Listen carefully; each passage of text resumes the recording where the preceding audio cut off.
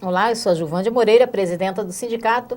Nós estamos começando mais um Momento Bancário. E hoje nós vamos falar sobre a mulher no mercado de trabalho e as comemorações, os debates, a programação do mês de março. Por conta do Dia Internacional da Mulher, que foi o dia 8 de março, mas que no movimento sindical nós transformamos o Dia Internacional da Mulher no Mês Internacional da Mulher. E para fazer esse debate, a gente tem aqui hoje a Rosane Silva, que é secretária nacional da Mulher Trabalhadora da CUT. Boa noite, Rosane. Obrigada pela presença. Nós estamos aqui a Sônia Auxiliadora, que é secretária da Mulher Trabalhadora da CUT São Paulo. Boa noite, Sônia. Obrigada pela presença. E a Maria Rosani, que é secretária, aqui no sindicato a gente chama de secretária de Relações Sindicais e Sociais, e onde abrange todos esses temas de gênero, raça, orientação sexual, a questão da juventude. Boa noite, Rosane. Boa noite, Juvândia. Boa noite, meninas. Bom, nós vamos... O tema já diz, né? Mulher no mercado de trabalho, né? O mês, o que a gente tem planejado, qual é o calendário da CUT para o mês de março. E eu queria começar aqui com a Rosane e primeiro perguntar para vocês, o que vocês acham que nós avançamos nesse tempo, né, que a gente vem discutindo, né? Nesses anos, o que nós avançamos na questão da mulher trabalhadora, da mulher, né, na vida privada? O que a gente avançou, Rosane? Acho que a gente, particularmente nos últimos anos, nos últimos 10 anos, através de políticas públicas de Estado, particularmente do governo federal, a gente tem avançado em um conjunto de temas. Pela primeira vez no Brasil, nos últimos 6 anos, a gente tem uma lei que protege as mulheres de violência doméstica, que era uma luta histórica das mulheres há muitos anos, de que a gente pudesse ter essa proteção do Estado, e fruto da nossa luta, da nossa organização e, claro, uma visão de governo, a gente conseguiu avançar esse tema. Mas a gente também pode dizer que as mulheres avançaram em outros temas, para além do tema da violência, o debate da igualdade de oportunidades, o debate da nossa presença na vida pública. Hoje a gente tem experiências tanto de centrais sindicais, no caso da CUT, e de partidos políticos, no caso do PT, que tem paridade de gênero nas suas direções. A CUT aprovou, vamos implementar em 2015 essa paridade, o PT já implementou no seu último PED esse ano a paridade. Então, assim, ao longo da história, a gente vem acumulando e vem avançando. Hoje, o espaço público também é um espaço das mulheres, e a gente tem feito esse debate, cada vez mais as mulheres ocupar o espaço público, que o espaço privado tem que ser um espaço de compartilhamento de responsabilidades familiares, não pode somente ser um espaço de responsabilidade das mulheres, os homens também têm que participar ativamente no cuidado da família, no cuidado dos filhos, na responsabilidade de dividir as tarefas domésticas, a tarefa de cuidar de filho, de cuidar de casa, não pode ser uma tarefa somente das mulheres. Claro que a gente ainda não chegou no nosso ideal, mas a gente já vê uma participação muito mais forte dos homens nesse processo, no cotidiano das famílias. E claro que, como a gente vive uma sociedade machista e patriarcal, a gente ainda não transformou essa sociedade, nós queremos transformar essa sociedade. Para transformar essa sociedade é romper com esse sistema, que não é uma luta automática, é uma luta de gerações e gerações, e a gente tem acumulado bastante, mas claro que ainda persiste as diferenças, a discriminação e a opressão contra as mulheres. Muito bem. Sônia, a gente vê que no estado de São Paulo tem um dado aí que aumentou em 12% o homicídio doloso, né? Homicídio contra mulheres, né? Um dado da violência contra a mulher, que a Rosane está falando ali da Lei Maria da Penha, que, aliás, eu acho que é uma das iniciativas que está sendo estudada, pode ser adotada no mundo inteiro, né? A ONU tem estudado a Lei Maria da Penha.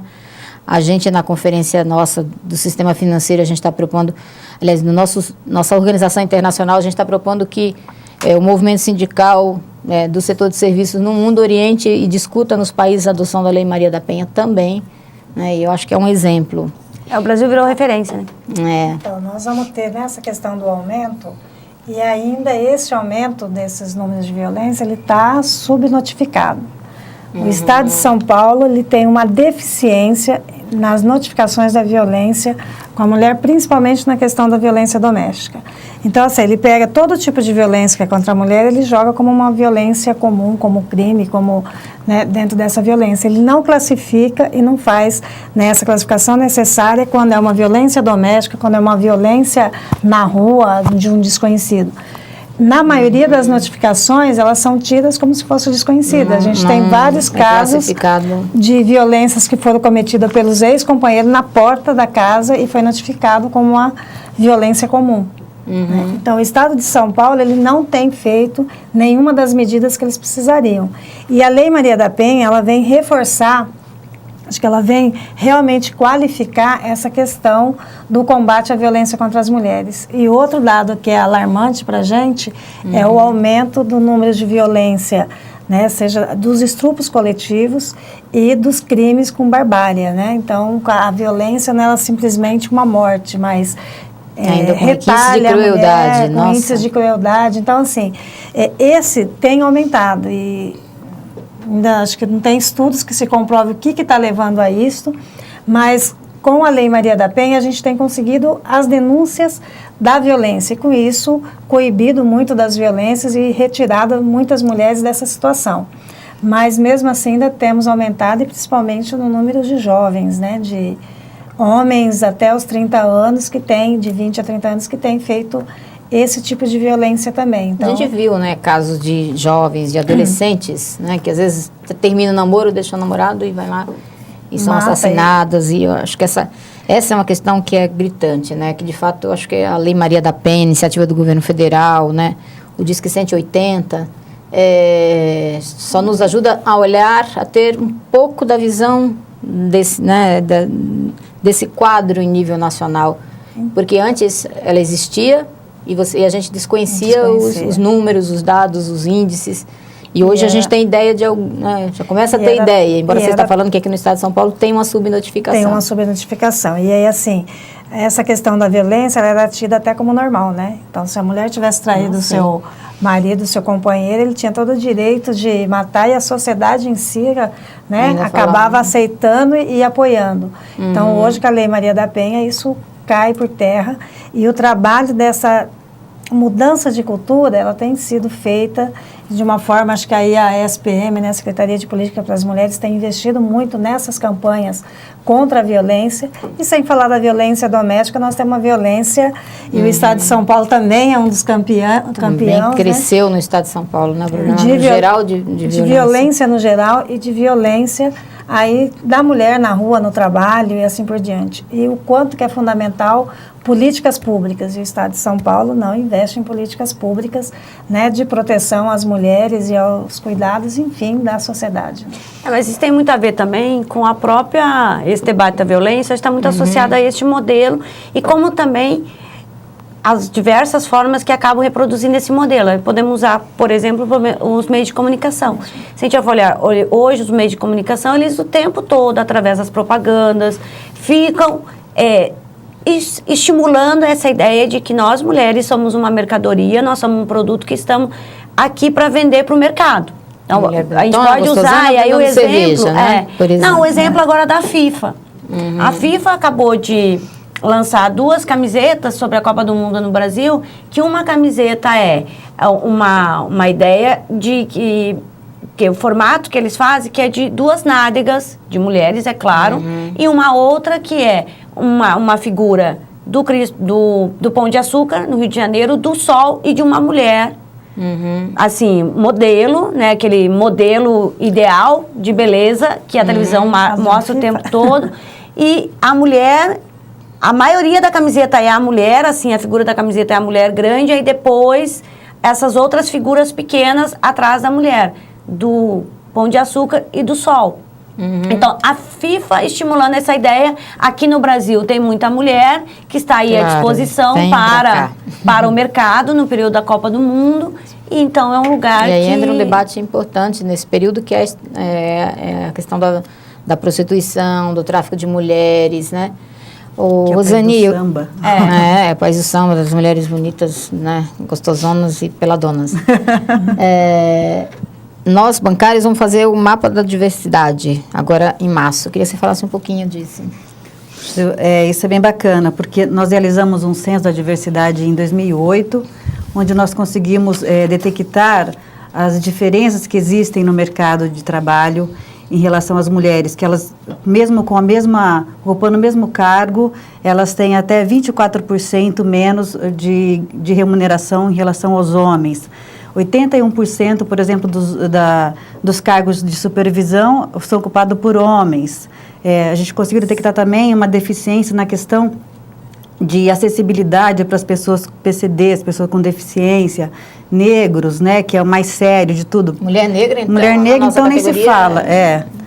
Se existe, está escondida, né? Está escondida. Diferença salarial é a pior de todas, é a mulher negra. E os negros ocupam só 2,3% de vagas no mercado do sistema financeiro. Então, é importante para a gente, agora nós vamos lançar o segundo censo, que foi aprovado no nosso acordo da CCT de 2012, ele ficou no passado sendo montado e esse ano nós vamos colocar em prática. Então, é importante que os bancários respondam esse censo, para a gente poder ter uma visão melhor de como está hoje isso, se a gente teve evolução, né, se aumentou o número de mulheres, se aumentou a remuneração das mulheres, o número de negros, pessoas com deficiência, enfim. Todos esses aspectos da diversidade, a questão de gênero, de homoafetivos, né?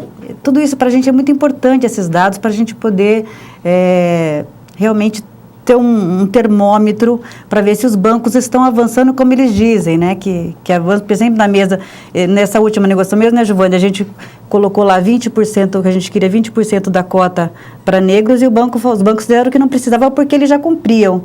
Então, agora, com o censo, a gente quer ver mesmo se realmente os bancos cumprem, né? Que a gente sabe que não cumpre. Você entra numa agência, é visível, né? Que não é assim. Quais as ocupações, né? Que eles estão. Então, ela começa no dia 17 de março, vai até o dia 24 de abril. É importante que, no último censo, nós tivemos mais de 200 mil pessoas que responderam o censo. E a gente gostaria de bater o recorde esse ano e fazer um censo bem expressivo para a gente poder trabalhar depois em cima disso, tentar conquistar novas... o censo é bem importante. Nós sempre pedimos, inclusive em 2008, quando foi realizado, que todo mundo respondesse, as bancários respondessem o censo, e a gente reitera esse pedido. Vamos fazer uma campanha boa para que todo mundo responda, para a gente ter um novo retrato da categoria. Mas nós vamos fazer um pequeno intervalo, daqui a pouco a gente volta para continuar o debate sobre a mulher no mercado de trabalho e falar do calendário aí do mês de março.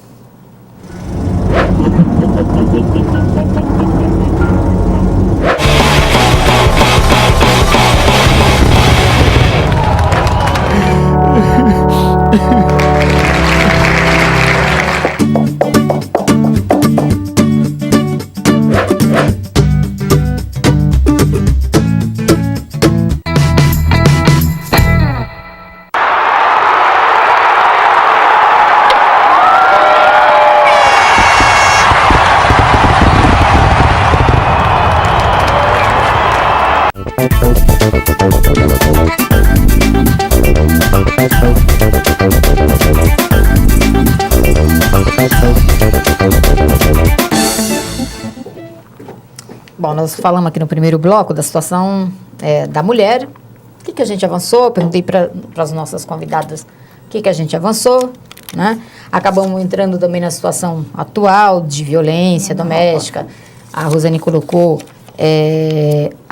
o avanço, né, com a Lei Maria da Penha, com as políticas que estão sendo feitas pelo governo federal. Aliás, né, eu acho que a gente tem uma coisa muito boa sendo feita também, que é a construção da Casa da Mulher, porque a mulher sofre violência hoje, ela tem que procurar vários locais. A ideia da Casa da Mulher é que ela vá para um local só e ali ela recebe todo o atendimento, o encaminhamento para onde ela tem que ir, ela já sai dali. Eu acho que isso é um grande avanço, né, Rosane? Sim, ela fica, além de tudo, ela fica num espaço protegido, porque o que a gente tinha antes, inclusive, as mulheres denunciavam. A maioria das mulheres muitas vezes não denunciavam, porque quando elas iam numa delegacia comum, antes de ter a Lei Maria da Penha, elas iam denunciar a situação de violência e acabavam voltando para suas casas. E aí voltavam para suas casas ainda mais submetida a mais violências.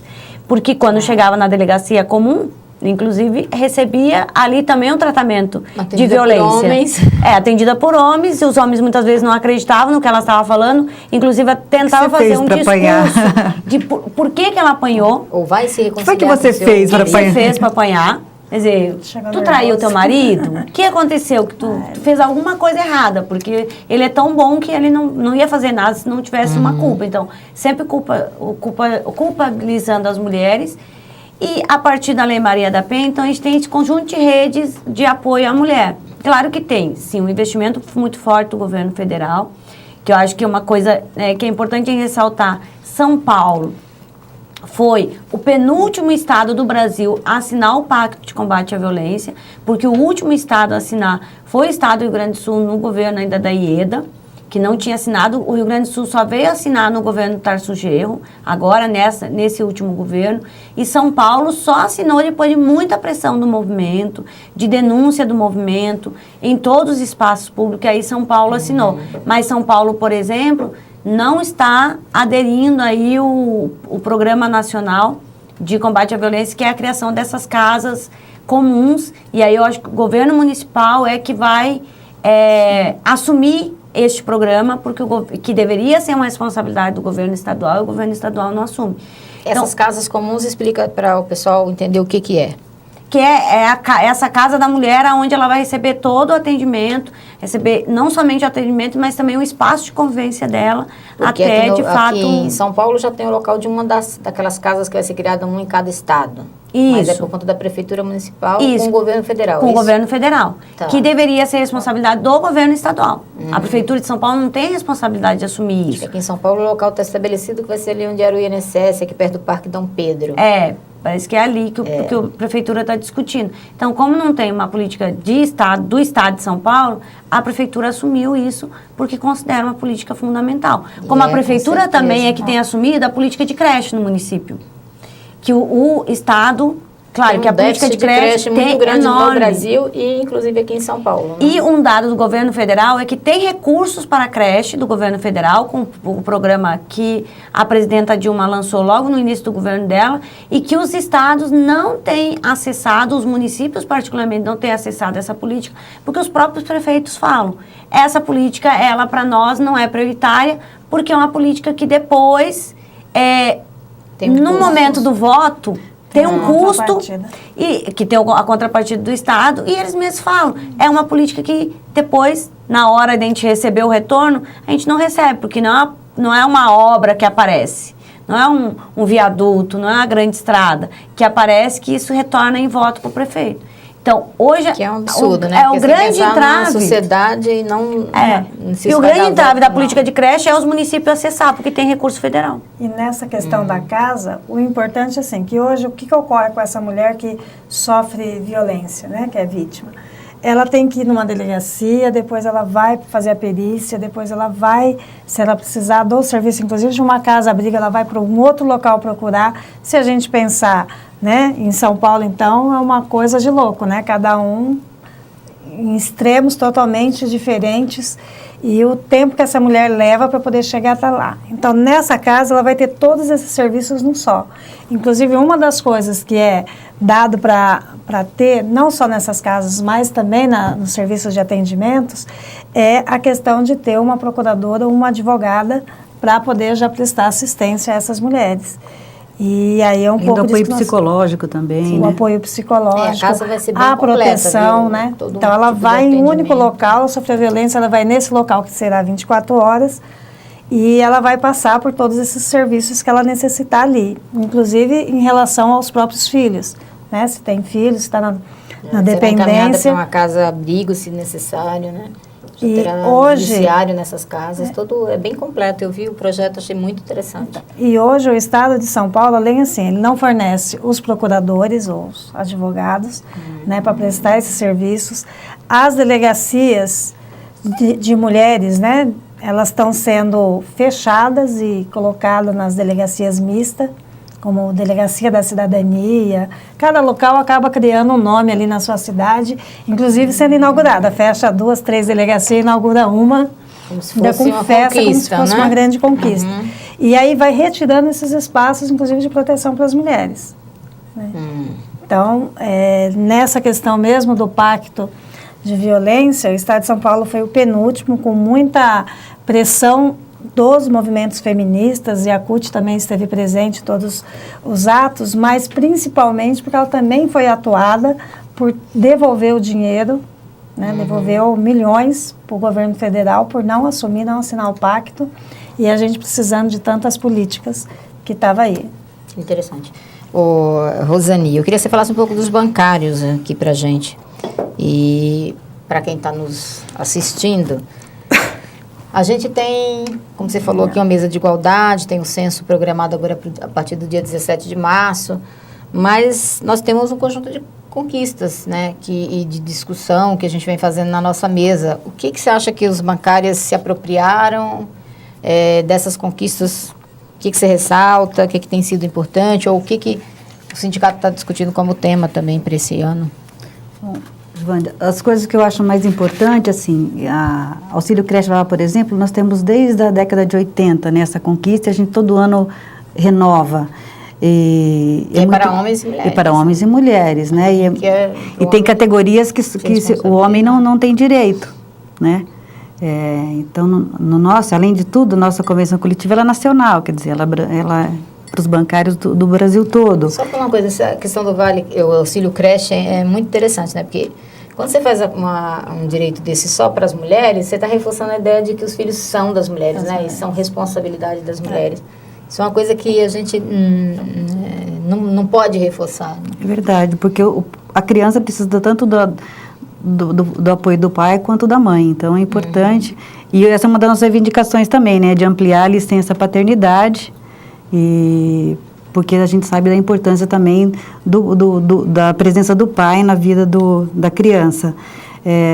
Nós temos também a licença amamentação, que ela é estendida, enquanto na categoria nós tínhamos 120 dias de licença maternidade, a licença amamentação, as bancárias tinham mais 2 meses que ela podia estender, ter um período para ela amamentar, né, por mais 2 meses. Agora, desde 2009, nós conquistamos a licença maternidade de 180 dias, criada no governo Lula, e aí... E nós somos uma das primeiras categorias, né, Giovândia, a assinar esse acordo da licença maternidade de 180 dias.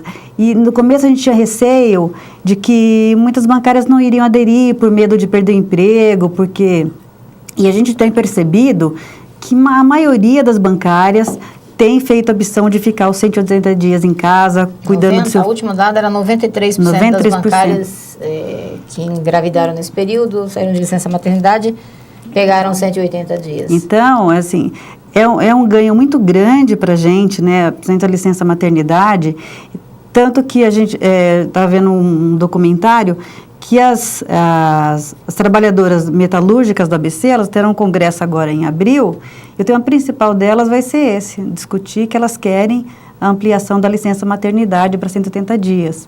As agricultoras familiares entregaram uma pauta para o governo federal, onde a principal reivindicação das agricultoras familiares é a extensão do benefício 180 dias de maternidade. É uma luta histórica delas também. Então, assim, as bancárias têm sido pioneiras em grandes vitórias, grandes conquistas. Esse debate da ampliação da licença paternidade, foi as bancárias que iniciaram esse debate, provocaram nós da CUT, e a CUT tem também, uma das propostas da CUT, ampliar a licença paternidade, que a gente trabalha com a ideia de licença parental, que é uma divisão da licença entre homens e mulheres. Mas a gente só conseguiu avançar nisso a partir do debate que as bancárias têm feito, no cotidiano das bancárias, nas suas reivindicações. Então, acho que vocês têm sido muito pioneira. Existe a relação compartilhada, claro, então, né? Os dois têm a obrigação. É muito interessante. Nós criamos um curso aqui que chama um curso de gênero, né? E a gente traz bancários e bancárias para fazer esse curso. E nós discutimos a relação mesmo. Discutimos como é que era no tempo dos nossos avós, dos nossos pais, e como é que é no nosso tempo. E a gente tem que ser na frente. E como a gente orienta os filhos, mas é exatamente isso, porque quando a gente chega no como é que tem que ser, quando a gente vem fazendo essa construção, é toda uma dinâmica, né? Quando a gente entra na realidade, o que a gente quer construir, como é que a gente vai construir uma relação que seja boa para ambas as partes, que seja feliz, né? Sem exploração, sem né, sem um sobrepor ao Divisão outro, mesmo. mas, né, uma relação de igualdade, respeito e tudo mais, aí é que a coisa pega, sabe? Tem sido muito interessante ver e participar dessas reflexões. A transformação que ocorre, né, Givândia? Quando elas entram nesse curso e no dia seguinte, quando termina, final, né, fala, quando tá "Uau", terminando. parece que abre, assim, o horizonte. É muito interessante. Como eu não conseguia ver isso antes, né? Mas eu queria que vocês falassem um pouco como é que está a agenda da CUT, a CUT nacional, a CUT estadual, e se vocês adotaram um tema esse ano, ou se vocês estão falando de uma agenda mais ampla, ou se tem alguma coisa que vocês puserem destaque no mês de março. Então, tem a nossa agenda mais ampla, que trata da violência, da creche, da igualdade salarial, que ainda nós temos mais claridade, mas recebemos menos do que os homens. Esse dado que vocês já trouxeram aí, da diferença salarial, permanece em todas as categorias. Tem um conjunto de outros temas, mas tem um tema que para nós é muito importante. Nós estamos vivendo um ano eleitoral. Nós vamos ver aí de novo a disputa eleitoral. Nós, os movimentos sociais, estamos construindo o plebiscito pela reforma política. E aí um dos temas centrais que nós estamos pautando nesse 8 de março é a nossa presença no espaço público, no poder.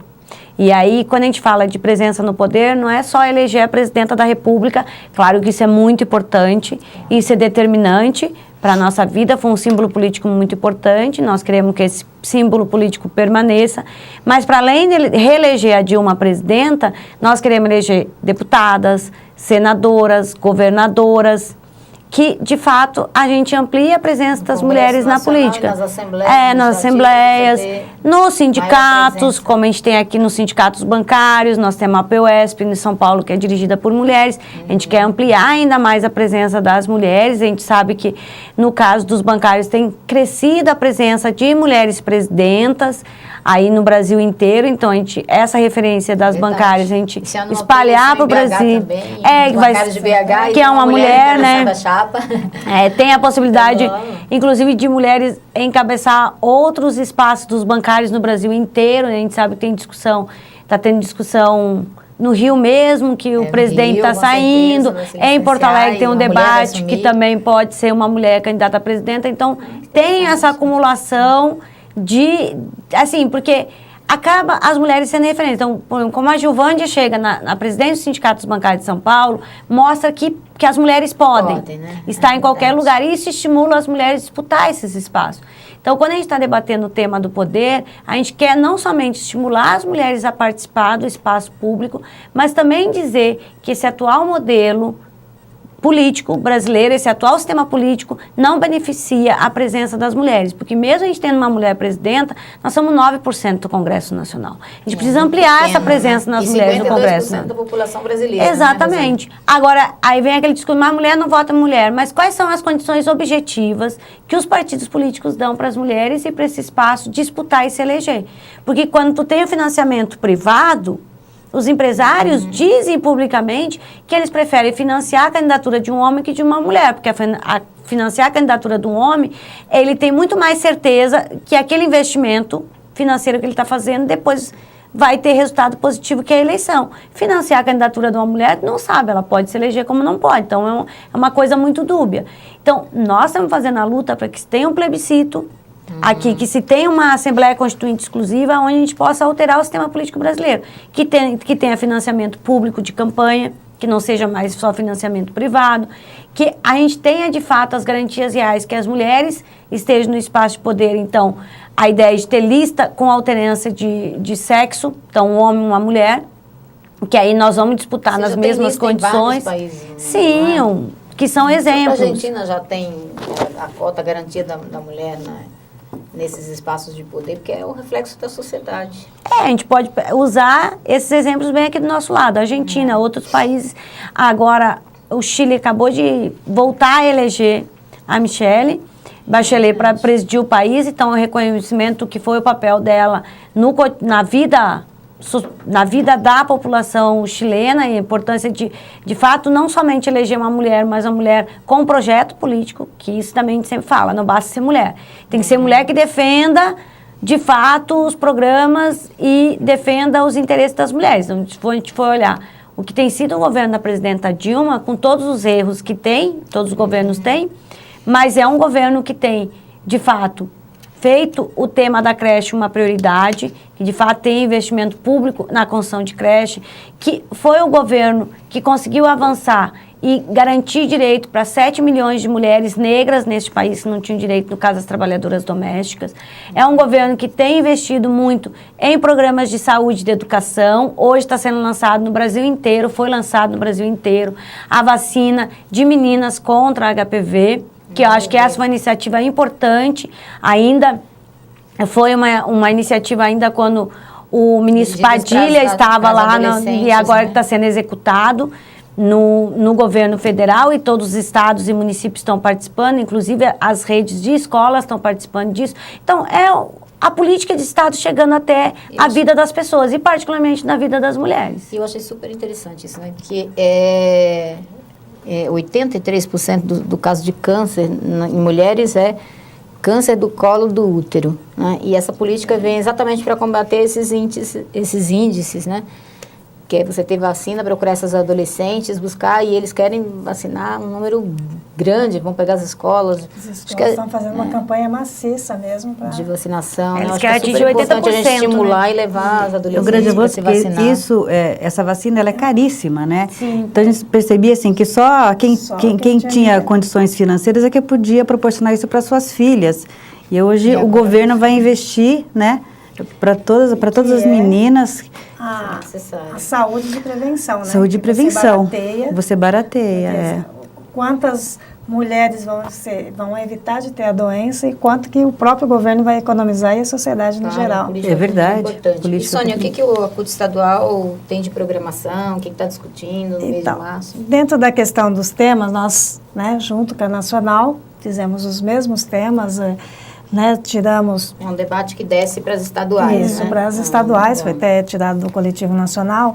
E aí nós fizemos esse jornal que está, né, com a capa, Trabalhadores em Luta por uma Sociedade com Igualdade, Liberdade e Autonomia.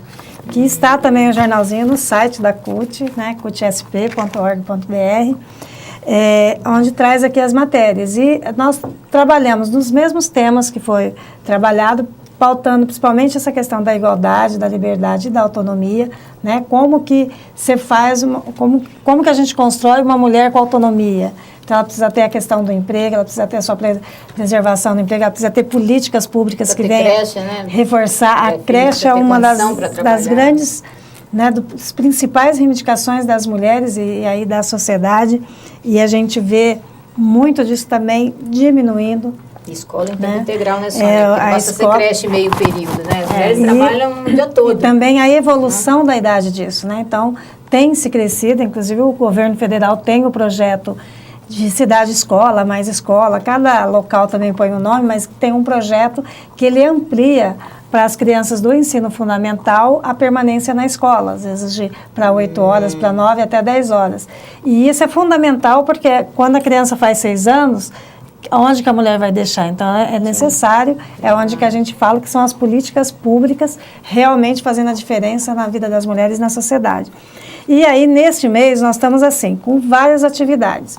Nós participamos no sábado, no dia 8, do Ato Unificado, onde reúne várias e várias entidades feministas, assim, boa parte das entidades feministas, né, da cidade de São Paulo. Então, assina o ato mais de 100 entidades que participaram, que foi um ato muito bonito, que teve muita gente, e mesmo com aquele tempo de chuva, que amanheceu chovendo, né, depois abriu o sol, e realmente foi uma coisa muito bonita e emocionante. E temos as entidades realizando várias atividades. Então, pela CUT, nós participamos desse ato e vamos realizar também, nesse mês de março, o primeiro módulo do curso voltado para as mulheres, já tirando mesmo o mês de março, que nós vamos estar fazendo essa capacitação, essa formação para as mulheres cutistas que participam do coletivo estadual e das entidades. E as entidades estão realizando. Então, no dia 6, nós tivemos atividades na subsede da CUT em São Carlos, na quinta, né? Na sexta-feira, no dia 7, em Osasco, tivemos 8, né, que foi esse unificado de todo o estado. Teremos no dia 22 na Baixada, temos em Campinas, assim. Então, todas as subsedes estão organizando e as entidades também. E aí, né, até você já comentou, do dia 8 nós passamos por um mês de luta.